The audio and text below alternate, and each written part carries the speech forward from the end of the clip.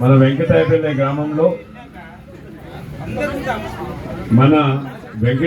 గ్రామంలో కనకదుర్గ మాత భక్తులందరూ కూడా కలిసి ఈరోజు మన గ్రామంలో అమ్మవారిని ప్రతిష్ఠించుకోవడం, మరి గ్రామంలో ఉండే అక్కా చెల్లెళ్ళు, అన్నాదమ్ముళ్ళు, భక్తులందరూ కూడా ఇక్కడికి విచ్చేసి భక్తి శ్రద్ధలతో అమ్మవారి ప్రతిష్టలో పాలుపంచుకుంటున్నటువంటి ప్రతి ఒక్కరికి మరి సర్పంచ్ హరీష్ గారు, సీనియర్ నాయకుడు మల్లారెడ్డి గారు, మరి సీనియర్ నాయకుడు శ్రీనివాస్ రెడ్డి గారు, చాలామంది మిత్రులు ఉన్నారు.